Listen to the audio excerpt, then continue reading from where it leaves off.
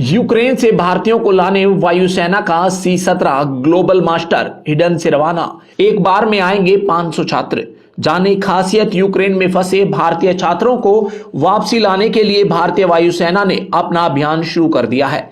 इसी के तहत बुधवार सुबह 4 बजे भारतीय वायुसेना के C-17 ग्लोबल मास्टर ने गाजियाबाद के हिडन एयरबेस से रोमानिया के लिए उड़ान भरी है। वो रोमानिया से स्टूडेंट को एयरलिफ्ट करेगा।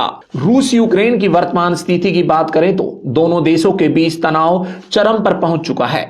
इन सब के बीच अन्य देशों के नागरिकों के लिए भी खतरा बढ़ गया है। इस बढ़ते खतरे को देखते हुए भारतीय वायुसेना ने भी कमर कस ली है।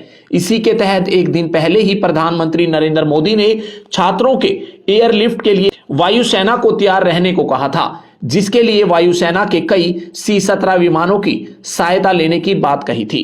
ऑपरेशन के गंगा के तहत ही वायुसेना इस मिशन में उतरी है, जिससे भारतीयों को लाने का काम तेजी पकड़ेगा और वहां राहत सामग्री पहुंचाने में भी तेजी आएगी। इसकी वजह यह है कि इस विमान में एक बार में 500 से 700 लोग लाए जा सकते हैं, जबकि एयर इंडिया की फ्लाइट में यह संख्या 200 से 250 तक होती है। वायुसेना का मालवाहक विमान C-17 ग्लोबल मास्टर विमान इससे पहले भी अफगानिस्तान में फंसे भारतीयों को एयरलिफ्ट कर चुका है। आगे जानिए क्या है इस विमान का इतिहास और इसकी खासियत हमेशा बनता है भारत का खेवनहार। C-17 भारतीय सेना का पहला भारी सैन्य साजो सामान ले जाने में सक्षम रणनीति परिवहन विमान है। यह विमान सिंगल होम में 4200 से लेकर 9000 किलोमीटर की दूरी तक 70 टन का माल लेकर उड़ान भर सकता है।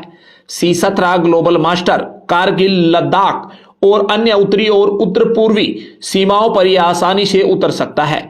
सीमा के अलावा देश में कहीं भी आपदा काल जैसी स्थिति बनने पर यह अपनी ताकत दिखा सकता है। इसके अलावा लैंडिंग में परेशानी होने की स्थिति में इसमें रिवर्स गियर भी दिया गया है। विमान 4 इंजनों से लैस है। यह विश्व के बड़े मालवाहक जहाजों में से एक है। 81वीं स्क्वाड्रन के ग्रुप कैप्टन को गोल्डन की देकर विमान को भारतीय वायुसेना में शामिल किया गया था। इस स्क्वाड्रन को स्काई लाडर्स नाम दिया गया है। ब्यूरो रिपोर्ट, दिल्ली समाचार।